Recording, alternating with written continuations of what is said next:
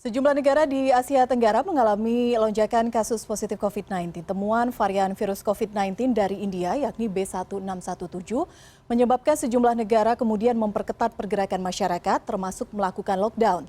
Ini menjadi alarm tersendiri bagi Indonesia, mengingat varian baru virus corona dengan mutasi ganda sudah terdeteksi di Indonesia. Apalagi lonjakan kasus COVID-19 berpotensi terjadi pasca Lebaran. Kita akan mengulasnya malam hari ini bersama dengan Profesor Chandra Yoga Aditama, Guru Besar Paru Fakultas Kedokteran Universitas Indonesia, yang juga sempat menjabat sebagai Direktur Penyakit Menular WHO Wilayah Asia Tenggara tahun 2018-2020, kemudian juga sudah bergabung Ketua Bidang Penanganan Kesehatan Satgas COVID-19 Alexander Kaginting dan juga epidemiolog Griffith University Diki Budiman. Selamat malam Bapak-Bapak. Selamat malam. Baik, apa yang akan kita diskusikan malam hari ini menjadi penting karena tampaknya berbagai negara di Asia Tenggara sudah memulai membunyikan alarm tanda bahaya. Siap-siap begitu karena lonjakan kasus saat ini cukup tinggi. Berkaca dengan apa yang terjadi di India, saya ke Prof. Chandra terlebih dahulu. Mengapa kemudian kasus di India bisa memberikan dampak cukup signifikan bagi negara-negara di Asia Tenggara? Yang pertama kita mesti sadar bahwa India itu punya dua aspek. Pada waktu saya masih di India jumlah kasusnya 97.000, kemudian turun 10 kali lipat menjadi 9 ribuan. Kasus kita kan paling tinggi 15 ribuan, turun di 5 ribu ya. Sehingga India turun kali lipat. Begitu lengah maka dia naik 40 kali lipat. Jadi ini menunjukkan bahwa kalau ada kelengahan bukan tidak mungkin kenaikannya tinggi sekali, dan sudah ada contoh konkret di India yang sampai sekarang masih kita hadapi. Dan memang faktornya ada banyak. Salah satu yang sesuai dengan pertanyaan tadi adalah tentang kemungkinan mutasi. Tapi ingat, hanya mutasi yang jadi masalah di India. Ada banyak masalah lain, kalian saja ketidakpatuhan melakukan 3M lagi, mungkin juga ada kerumunan orang, mungkin juga vaksinasi yang belum cukup, mungkin juga tes yang turun, semua saling melengkapi. Hingga akhirnya mereka mengalami situasi yang sangat tragis saat ini, dan ini harus kita cegah supaya jangan sampai terjadi di negara kita.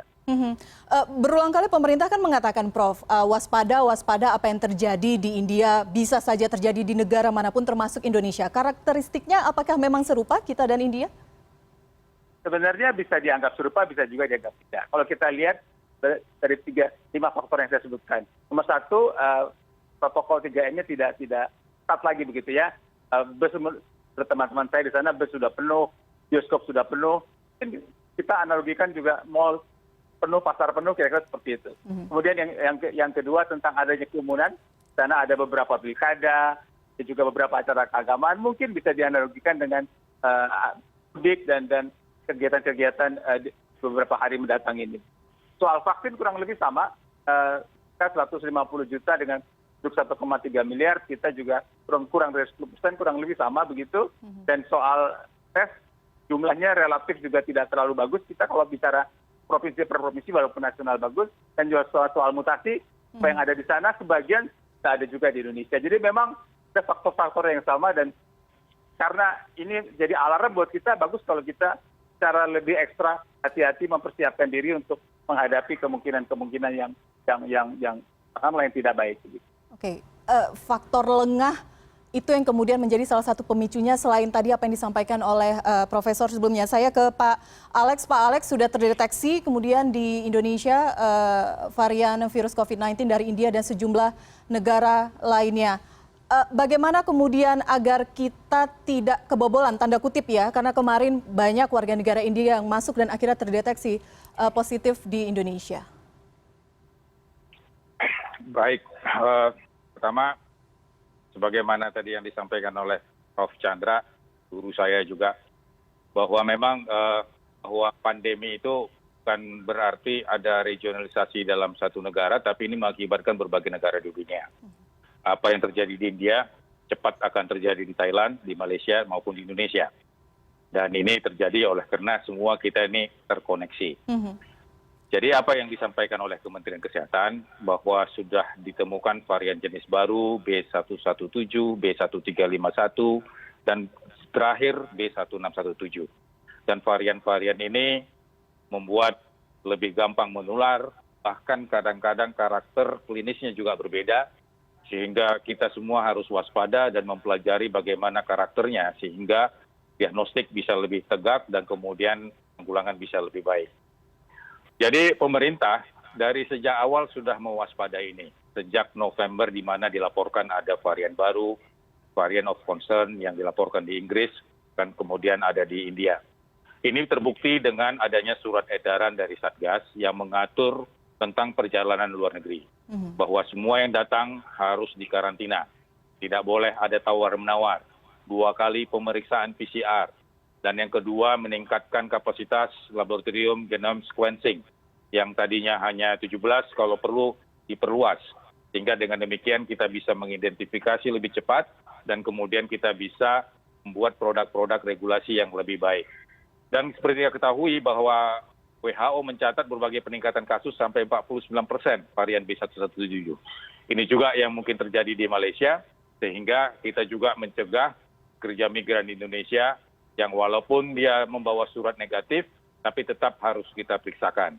Sebagaimana kejadian di Surabaya, kerja migran Indonesia ada 34 orang yang datang, 17 ternyata positif. Jadi artinya, kendati pun dia membawa sertifikat bahwa dia negatif, tapi tetap harus kita periksa, kita karantina, dan kemudian kita amati selama 5 hari dan dilanjutkan di tempat tujuan sampai hari ke-14. Tapi khusus untuk India, itu kita tidak perkenankan untuk waktu ini, dan kemudian kalaupun ada warga negara Indonesia, dia harus 14 hari. Jadi kegiatan-kegiatan ini yang terus harus kita langsungkan, dan kemudian ini salah satu upaya kita untuk mencegah supaya varian baru tersebut tidak menjadi transmisi lokal dan kemudian menjadi transmisi antara keluarga ataupun antara pekerja dengan pekerja. Jadi upaya kita ini juga harus tidak mengendorkan juga 3M. 3M ini harus menjadi bagian dari masyarakat. Dan contact tracing ini adalah bagian pemerintah dan masyarakat. Oleh karena itu, implementasi PPKM skala mikro, baik di desa maupun di kelurahan, adalah satu keharusan sesuai dengan Mendagri yang telah dikeluarkan. Agar ini menjadi instrumen untuk tetap melaksanakan kontak tracing dan kemudian untuk melakukan zonasi. Mereka yang zonasi merah tentu aktivitasnya dibatasi. Dengan demikian, di bawah kita mengunci, di atas juga kita melakukan pembinaan, pengawasan, dan pengontrolan. Untuk terjadinya varian baru meluas di Indonesia. Saya ke Pak Diki, tadi disampaikan oleh Pak Alex, pengetatan akses keluar masuk Indonesia sudah dilakukan. Bagaimana menjaga agar akses ini memang betul dijaga dengan maksimal, mencegah varian-varian baru virus corona masuk ke Indonesia? Karena memang virus tidak mengenal lintas batas. Ya, sebetulnya fakta yang terjadi di dalam setiap pandemi termasuk dalam kondisi saat ini kan global konektivitas ini begitu tinggi ya.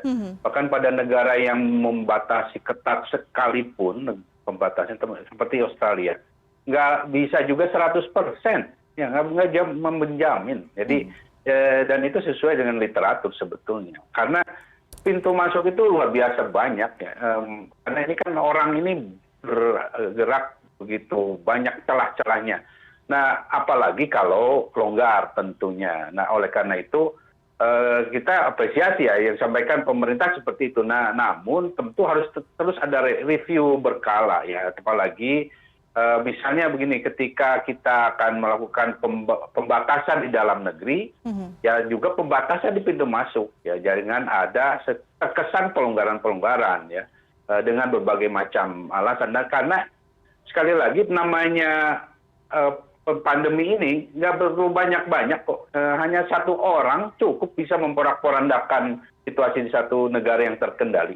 Makanya kalau di epidemiologi ada istilahnya index case. Index case itu ya sebetulnya satu orang. Nggak perlu banyak-banyak. Nah, oleh karena itu, ini yang harus konsistensi dalam pengetatan ya, dari yang disampaikan tadi oleh Pak Ginting, itu yang harus dijaga gitu. Dan tentu kalau kaitan dengan sistem tambahannya, saya ingin memperkuat bahwa karantina atau isolasi ini salah satu yang akan sangat membantu sehingga jumlah harinya itu saya menyarankan tidak di bawah 14 hari ya. Karena apa? Karena memang itu yang bisa sangat membantu lapisan pengamanan. Karena selain relatif jauh lebih cost efektif dibanding kalau sudah masuk di dalam negeri, Ya, itu yang bisa kita harapkan di pintu masuk negara dan tidak pandang bulu, tidak pandang bulu.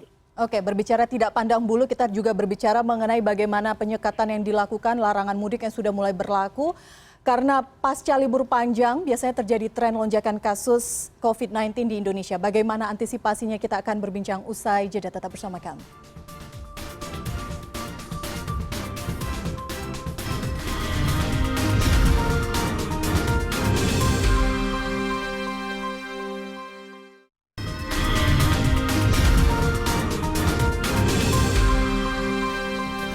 Terima kasih Anda masih bersama kami. Saya ke Prof. Chandra lagi. Prof, berkaca dari India, banyak acara keagamaan yang kemudian mengumpulkan orang berdampak terhadap lonjakan kasus. Di Indonesia, pemerintah sudah memutuskan larangan mudik. Menurut Prof, apalagi yang harus diatur selanjutnya? Yang pertama, saya ulang lagi bahwa di India bukan semata-mata peristiwa keagamaan. Berbagai faktor saling tumpang tindih untuk menimbulkan kasus di sana. Nah, kemudian tentang sekarang kita akan berhadapan dengan mudik dan sebagainya, saya kira yang penting sekali juga adalah melakukan surveillance dengan sangat ketat.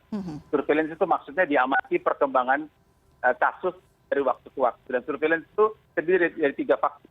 Pertama, surveillance epidemiologi keadaan di lapangan, kasus kematian dan sebagainya. Juga surveillance kasus-kasus yang di rumah sakit. Apakah gejalanya sama, apakah makin berat, apakah kematian meningkat.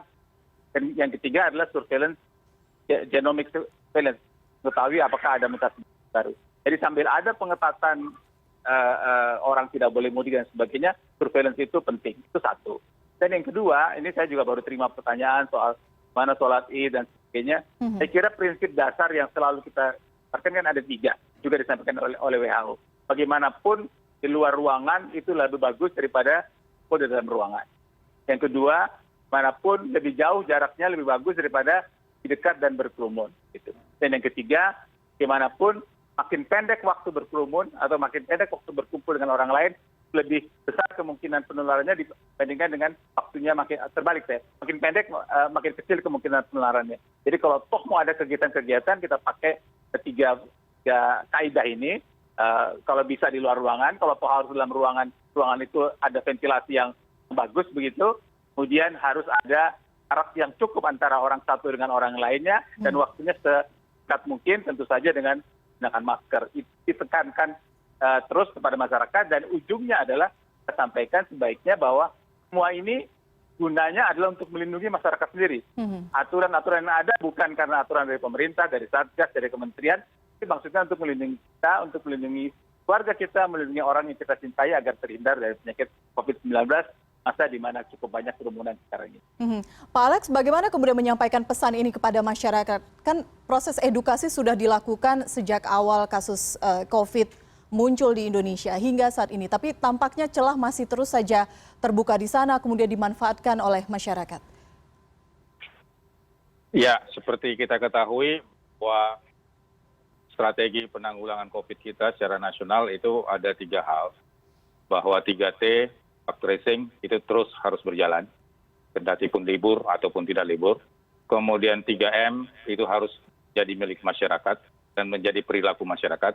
Dan kemudian vaksinasi itu harus kita respons untuk kita kerjakan. Dan kedua, bahwa pemerintah sudah mengeluarkan surat edaran nomor 13 tahun 2021 tentang peniadaan mudik dalam rangka pengendalian penyebaran pencegahan COVID-19.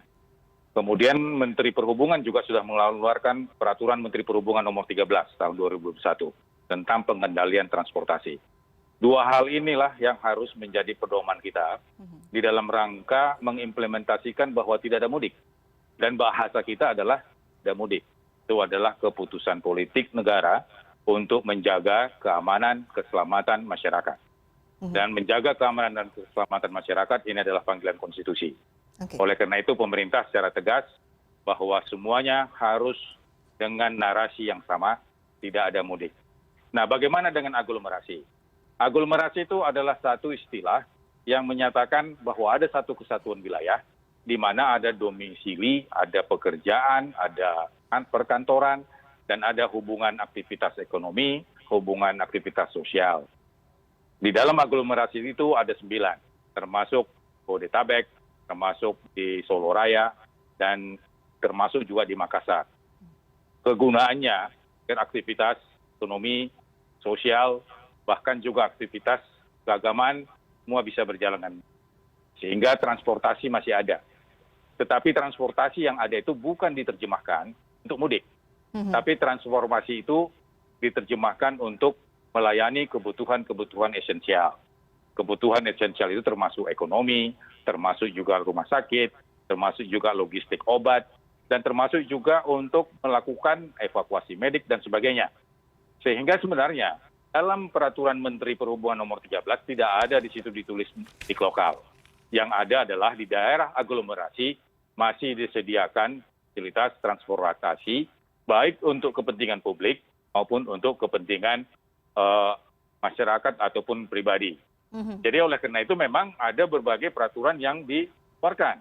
Jadi dengan dikeluarkannya ada surat izin untuk bisa berlalu lalang antara misalnya dari Depok ke Bekasi atau Bekasi ke Tangerang oleh karena pekerjaannya ataupun oleh karena tugas-tugas lainnya.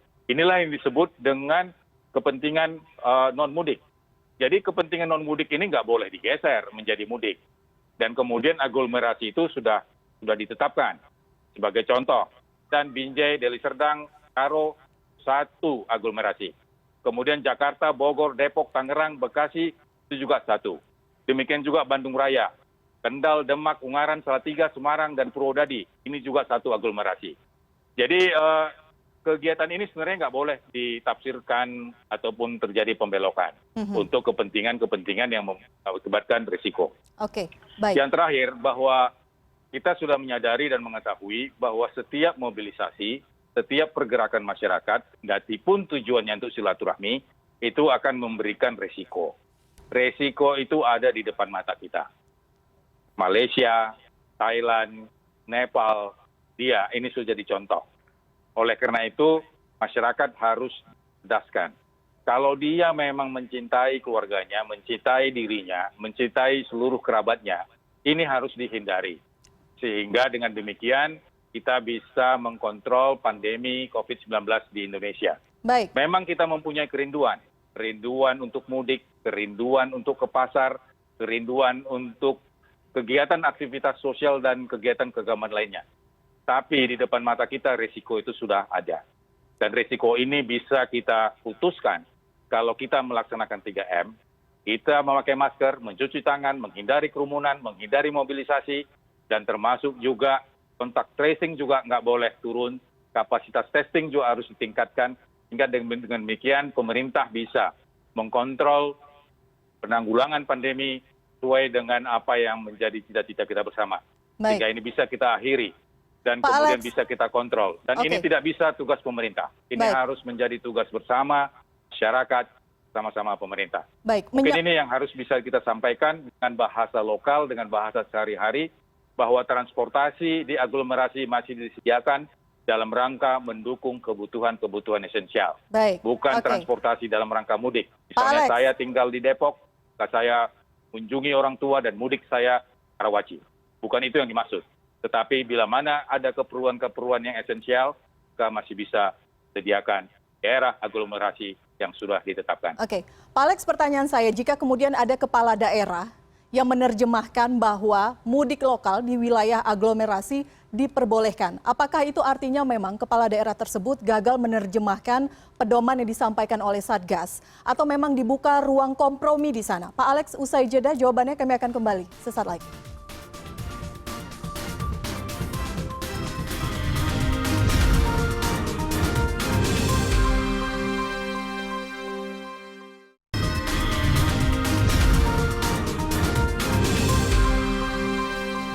Pak Alex, lagi menyambung tadi pertanyaan saya Pak Alex, apa yang sebenarnya terjadi ketika penerjemahan aturan yang sudah ditetapkan oleh Satgas ternyata berbeda? Saya sebutkan setidaknya surat izin keluar masuk yang sudah ditetapkan oleh pemerintah Kota Tangerang. Padahal sebelumnya disampaikan Jabodetabek masih aman untuk melakukan aktivitas di wilayah ini. Kemudian ada pernyataan dari kepala daerah bahwa boleh melakukan mudik lokal di sekitar Solo Raya.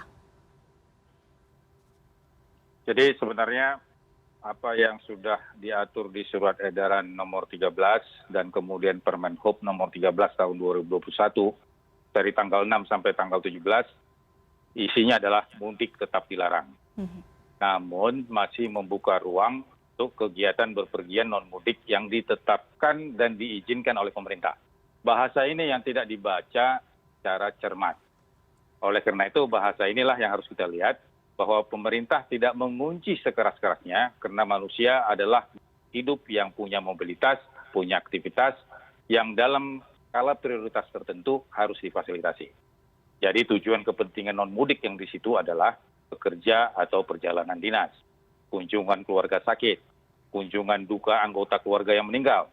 Misalnya ada anggota keluarga di Salatiga, saya ada di Jakarta, saya boleh ke sana dengan memberikan bukti yang valid. Kemudian ibu hamil yang didampingi oleh satu orang keluarga karena membutuhkan pertolongan yang mungkin fasilitas di tempatnya tidak tersedia sehingga membutuhkan fasilitas yang lebih tinggi. Kepentingan persalinan yang didampingi maksimal 2 orang misalnya. Kemudian pelayanan kesehatan darurat.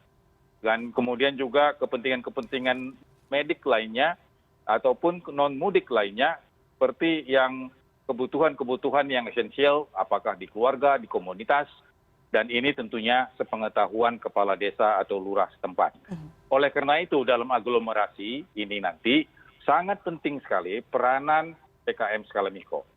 PPKM skala mikro itu untuk desa dipimpin oleh kepala desa dalam posko desanya, di kelurahan oleh kelurah.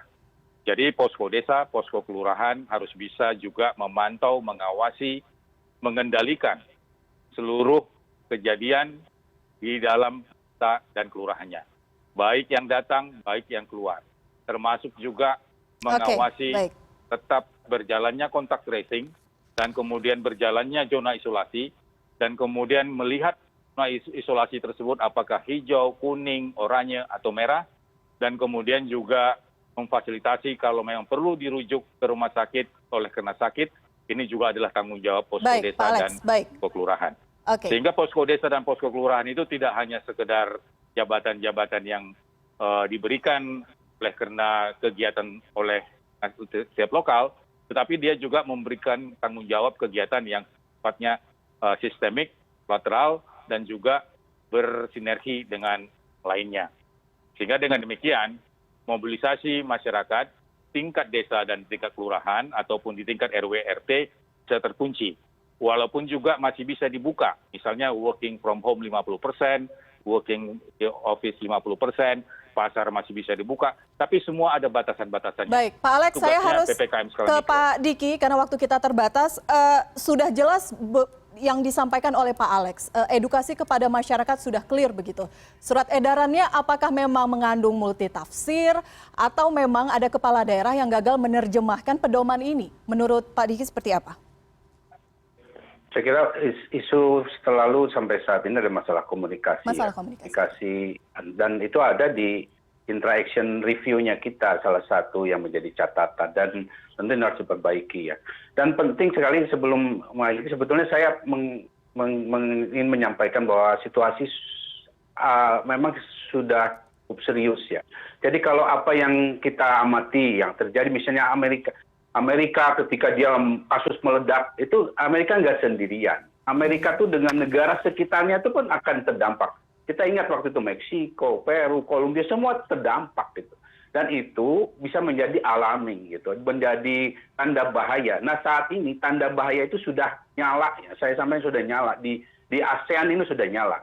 Beberapa negara tetangga kita yang arahnya dari India ini sudah bahkan Laos ya, Kamboja ini sudah, Thailand ini udah alarmnya udah nyala dan itu belumlah varian yang dikaitkan dengan yang varian India, bukan, ini masih varian yang B117 yang memang secara analisa dari beberapa kejadian umumnya rata-rata perlu 3 bulan untuk bisa meledak gitu.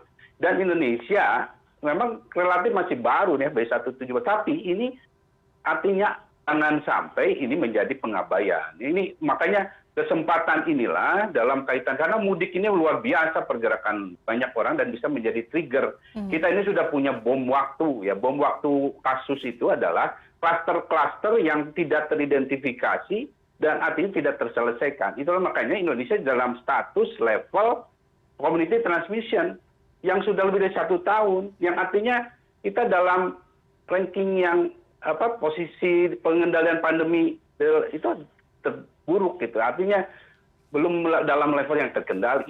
Ini fakta yang artinya prasyarat-prasyarat adanya potensi ledakan ini ada, sehingga kita harus betul-betul sikapi serius dari semua lapisan, termasuk dalam hal ini masyarakat lah, dalam yang memiliki peran sangat besar karena setiap individu sangat berperan.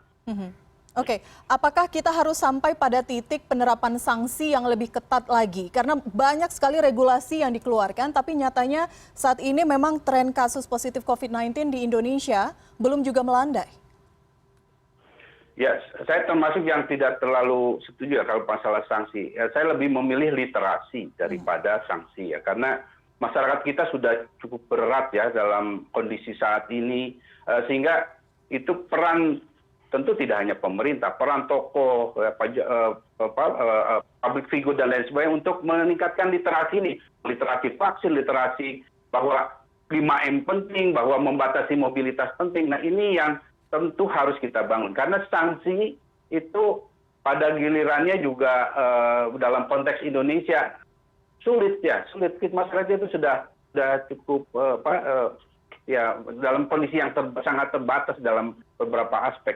Dan yang paling penting adalah membangun persepsi resiko ya. Jadi strategi komunikasi risiko yang benar itu adalah membangun persepsi risiko yang sama antara yang disampaikan tadi oleh Pak Alex dan publik itu memahami sama. Termasuk di antara pemerintahnya sendiri, antar setiap level, setiap sektor sama gitu. Itu yang disebut dengan strategi komunikasi risiko itu seperti itu. Semua oke. Oleh karena itulah maka data yang ada itu, yang data itu angka itu netral harus disampaikan berimbang positifnya, negatifnya sehingga terbangun termasuk masyarakat, dan ini tentu perlu konsistensi dan komitmen. Sekali lagi jangan ada kesan karena publik ini akan patuh, terjalin kepatuhannya kalau juga pertama strategi yang disampaikan pemerintah terbukti efektivitasnya. Itu membangun ya, menumbuhkan kepatuhan.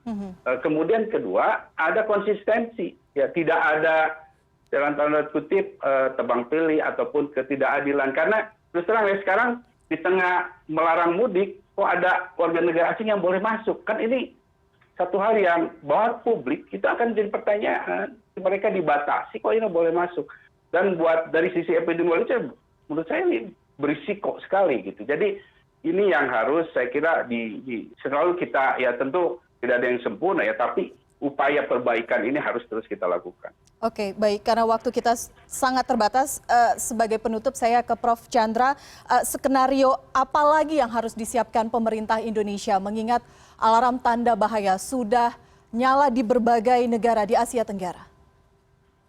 Saya pikir yang paling penting saat ini adalah agar manusia, kita semua, aturan boleh, institusi barangkali ada, aturan edaran oleh, kita semua perlu menyadari bahwa upaya yang dilakukan ini adalah melindungi diri kita, untuk melindungi keluarga kita, untuk melindungi orang yang kita cintai. Jadi kan semata-mata harus mematuhi peraturan, bagaimana menanamkan bahwa apa yang kita lakukan ini adalah demi melindungi diri kita sendiri. Itu hal yang utama. Tentu saja faktor lain seperti surveillance, 3M, 3T itu harus ditingkatkan. Oke, tapi bagaimana kalau masing-masing orang bisa menyadari bahwa ini adalah untuk kepentingan kita, dan semata-mata memenuhi aturan. Itu hal yang kalau itu bisa terjadi, saya kira banyak perannya untuk meningkatkan tahanan kita terhadap situasi yang memang cukup diwaspadai sekarang ini. Baik, banyak PR untuk pemerintah, bagi masyarakat juga kita berharap lonjakan kasus pasca Lebaran tidak terlalu signifikan, tapi sekali lagi yang disampaikan Prof tadi memang kesadaran per individu itu penting juga bagi masyarakat. Terima kasih sebelumnya Prof Chandra, Pak Alex, dan Pak Diki sudah berbincang bersama kami. Salam sehat selalu. Selamat malam. Selamat malam.